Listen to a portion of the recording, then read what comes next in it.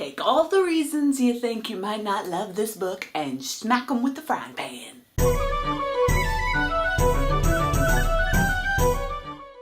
An Extraordinary Union is a Civil War romance with a black slave spy and a white Union detective. No, the painful subject matter ain't glossed over, but the fun is fun. Ellie is a freed woman with a photographic memory who's posing as a slave to get info on the South. And this woman is a badass! She's got balls the size of planets and a brain as big as my ass. Gal plots and executes spy missions. She saves the hero's distressed ass, and she escapes slavers. Ellie is a spunk queen. Either her superior had dreadfully underestimated the Southern male's love of an opportunity to do violence, or he purposefully set her in the middle of danger. She doubted it was the latter, but the man was unduly annoyed at her for having the gall to aid her country without virtue of a certain appendage hanging between her thighs.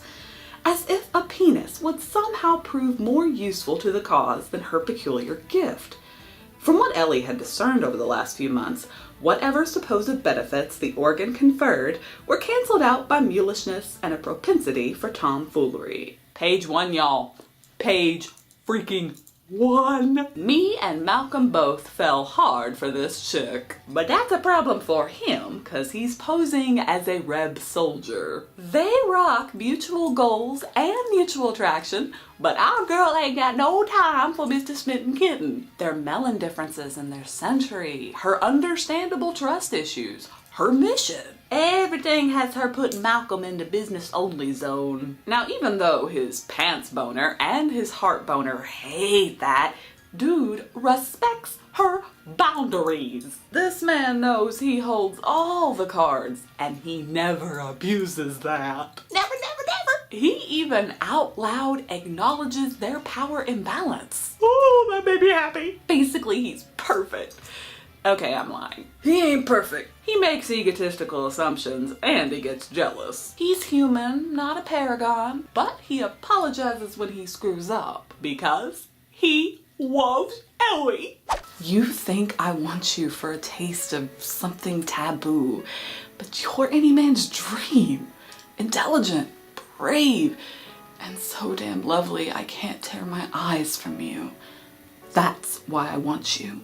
Oh, that right there is why you need to read this. Yes, it's an important story that needed telling. And yeah, it ain't no Gone with the Wind lie, cause your ass hates Scarlet. Susie. They're one and the same. My hate face wanted that witch bitch to swallow a cup of razor blades. And I ain't even sorry. Just drink 'em on down, honey. I'm vicious when I don't like a character.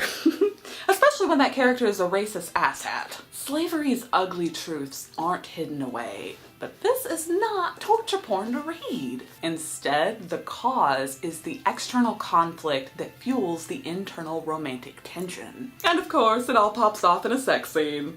Literally. Ellie has got to overcome society's brainwashing in order to accept her feelings for Malcolm. In one smexy scene, we address the effects of hatred through the lens of internalized racism. That's just my wordy ass way of saying OMG, emotastic Humpty Hump. That heart punch scene went from hot to feels to tears. And after, hello, Mr. Hero playing 20 questions while treating Ellie's body like a popsicle. That was amazeballs. And of course, that amazingness was followed up by lulls. So many lulls. I do wonder what the Rebs would say if they knew that our greatest detective makes sounds like a little kitty cat when he climaxes. It's adorable, really. Oh goddamn, I love Ellie. So see, this thing isn't so serious that it's not fun, and it's not so fun that it's not serious. It's the perfect balance. And a protective hero being unable to protect falls into both categories. The character pain was profound crack because Ellie's skin color makes her a victim in her time. Yet Ellie's personality, gal needs zero saving and boy can't heart her harder for it. Maybe we should ambush them. Malcolm nearly laughed. Not because he doubted her, but because it was probably the most arousing thing he'd heard in his life.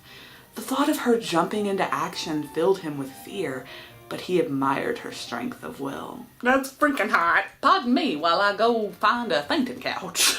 Is this enough proof the book is banging? In like all the ways the word is applicable? OTP banging, sure, but also canon splody fight bang stuff. Because guys, that third act, I did all of the pants shitting reading that climax. I needed bloomers and a wet wipe. Every time I thought we were home safe, wham! Alyssa done whacked my ass with an evil laugh. The way Shiznit went down put this book into galaxy level star ranking. Freakouts, shock and awes, gasping, OMGing. I did it all, y'all. Usually action plot stuff bores me, but it worked here because of one sad reality. Slavery, by definition, is both an internal conflict and external one. So the stakes are just higher. It means more if the racist asshat lands his shot, or if the OTP escape. Your emotions are just hella more invested. Well, at least mine were. And hot damn, I'm glad of it. From painful history, to the relationship dynamic, to the characters, to the writing. Everything is awesome. I never thought I'd find a Civil War interracial romance to be funny, profound, and cute. But damn, I thought wrong. Alyssa Cole, can I hug you? Please.